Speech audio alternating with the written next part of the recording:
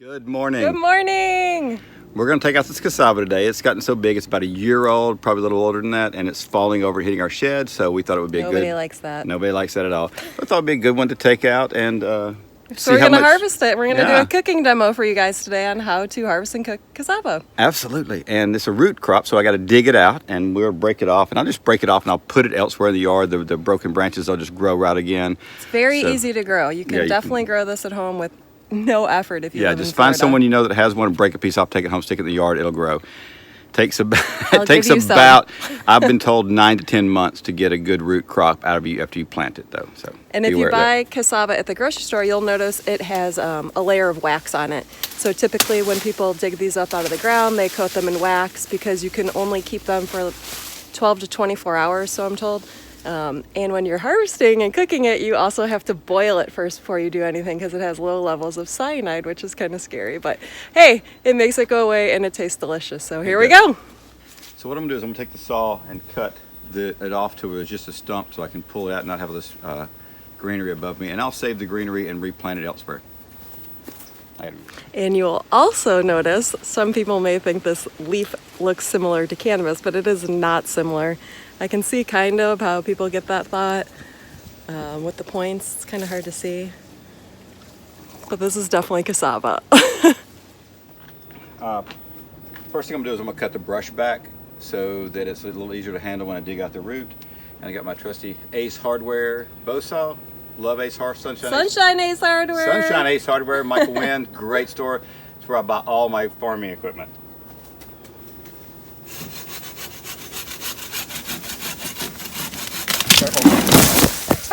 Well done. You got that on video.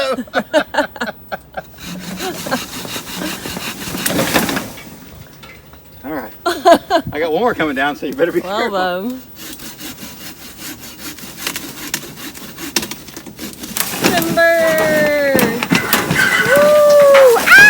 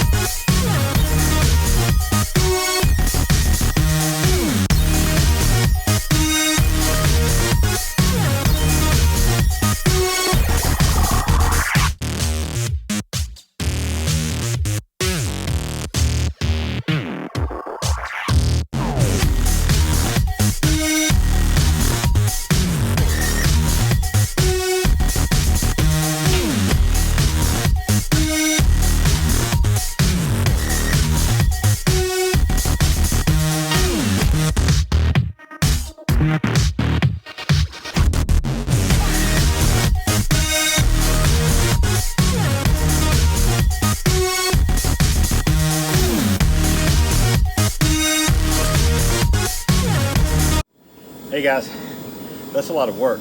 That was hard. I can see why people spend like $7 and buy it in the store already powdered, because we're only on step 2, which is boiling it, peeling it, then boiling it. When it's done boiling, you remove the stem, And you can dice it up for sauteing. I guess you make flour out of it. I'm not sure you have to boil it for flour. We're kind of still researching that one. Yeah. We don't know what the F we're doing. That's right. Okay, so. YouTube University. Absolutely. Well, no, we actually, we got about a third of it, maybe 3 pounds, 4 pounds in the pot boiling. We've got another pile we peeled. We've got at least another 15 pounds of root right here. We've used big knives, small knives, machetes. I had to cut some up with a machete. I cut my finger. Cut a finger, and there's stickiness. Oh my word. There is like super sticky, like latex all in these skins, and you're peeling them off. I'm like, literally my hands are, I don't know if you can see that, but it's my skin sticking together. And as we're cutting them and peeling them, the peels are hitting the floor and the dogs are trying to eat them, but we're boiling them because there's cyanide in them to get rid of the cyanide. So we hope it's not going to hurt the dogs. We're trying our best to take them away when we notice that, but they are sniffing around thinking this is something we eat. So, interesting. What did you get into? Oh my word, she smells horrible. I got to give the dog a bath now. Again. I shouldn't have been complaining about how much work I had already done. Farm life, farm theory. At least I'll be strong. Man, she reeks. Oh my word, she smells so bad. She probably rolled in poop again. Yeah, and I was thinking maybe it's your turn to wash the dog this time. Hard pass. I did it last time. I get all the dirty jobs. I'm okay with that.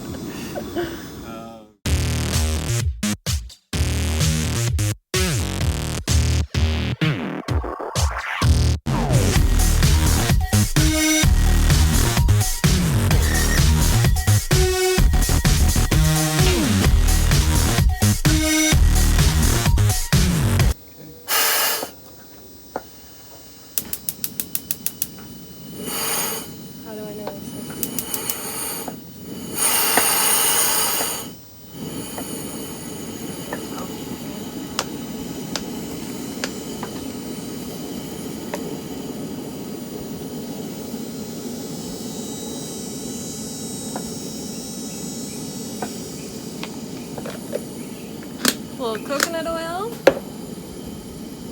organic garlic salt,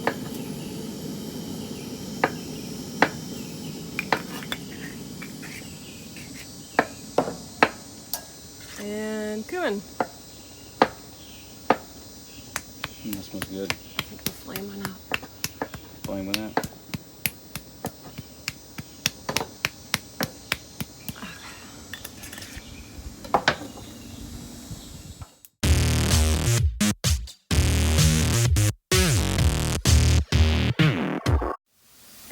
Looking good, looking good. Cooked cassava, a little bit of coconut oil, a little bit of garlic salt, and a whole bunch of cumin. So this is how you can do it if you boil it, take the stem out and saute it.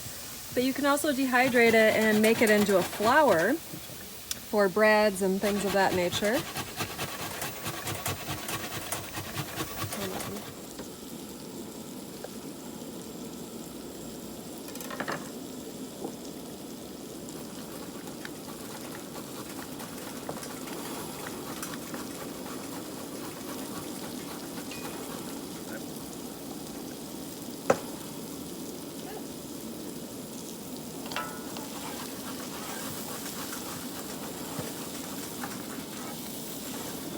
Oh, anyway, so we grated and rinsed the cassava, and now we're going to get a final squeeze out and get all that juice out of it so we can dehydrate it and then blend it into flour.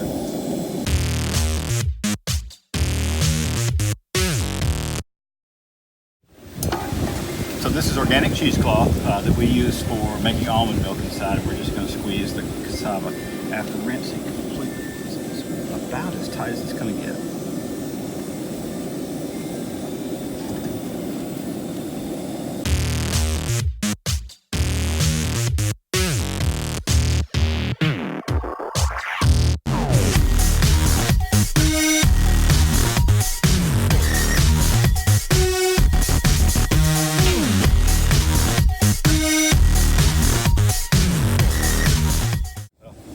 I think that's as much as I'm going to get out of it. But you look at it now, it's really nice and white, fluffy. It looks like coconut almost. Beautiful though. Nice, dry, white, floury coconut. Can you guys see that?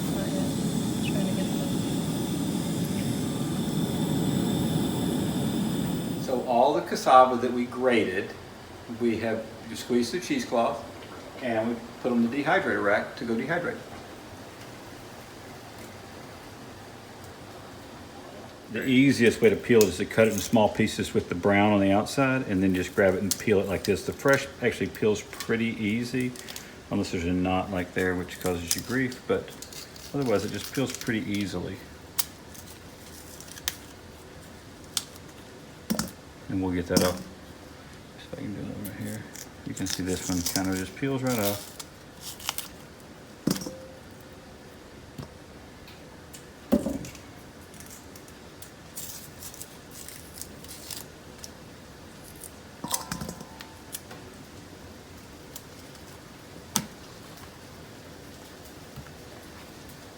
So after you boil them, we found it was much easier. One, we found to peel them was much easier to do in small chunks, and then getting this stick out. I don't know if you guys can see that, but you can see it better when it's cooked, and it'll just come right out when it's cooked like that. See, it just comes right out. Much easier. You can also dice them up real thin and toss them in olive oil with some garlic powder and some salt. And air fry them. And air fry those babies. Hey guys! Hey guys, Scott and Beth here. We just want to do a quick wrap-up video to tell you about our takeaways that we learned from our Harvesting Cassava Day. And there were quite a few. Live and learn, my friends. Yeah. The first thing I think that we learned was if we were going to, plant for harvest, we would do about 9 or 10 months. We'd plant multiple plants, and we would harvest just one at a time with just a few small roots on it. This was a lot of work. Yeah, well, I shouldn't say nobody, but our family does not need 40 pounds of cassava eaten in 24 to 48 hours. Yeah, because there's a finite amount of time that you have to process it. And so we ate like 3 meals of cassava yesterday. We felt like Forrest Gump. Cassava pancakes, cassava fries. What else do we make? Cassava flour. We did some... cassava home fries. Yeah, we ate a lot of cassava yesterday, and we still process all of it. It was like 9 or 10 hours worth of harvesting for that amount of cassava. So it'd be better for a small family, I think, if you just had one that had 2 or 3 roots on it that you could just chop up and use, and maybe make a bag of flour, and that'd probably be a better way to do it. And for the flour, here's a little example. We did it a couple different ways. Scott can tell you about it, but this was the one in the video where he had the cheesecloth. I grated that raw and just fine grated it, and then rinsed it, and then put it to a cheesecloth and dehydrated it. Far superior flour-wise. It's very much. The other one, oh boy, it's a little grainy, kind of feels like sand. This one right here, 15 seconds in the Vitamix, and it was like a regular flour. This one, several minutes. The Vitamix got very hot, and it's still kind of grainy. Yeah, it was more like sand. So I think that the amount of work you put into it will equal the quality you get out of it. Mm-hmm. But I think that both will be viable flours. So what we'll do is we'll try maybe a video later and cooking with it and see how the flour, if one turns out better than the other. But in reality, I think either or is going to work okay. Yep. Another thing we learned was to cut the cassava into small pieces before you peel it. Now, I've even had a friend from Peru, hi Paolo, said he cooks his before he peels it. Just cooks it the way you cut it in small pieces, cook it, and then peel it. It's much easier. I'm not sure there's a benefit one way or the other, but you can try it both ways, see what you like best. And is that it? Yeah, I guess that's about it. So again, it was a lot of work, a lot of cassava. But it was fun, and it was so worth it. I hope you guys had as much fun watching the videos we had making it. We did have a lot of fun. We're having a great time on the farm. We're learning as we go, and thank you for coming along this journey with us. Like and subscribe down below. Thanks, guys. Absolutely. See you next week.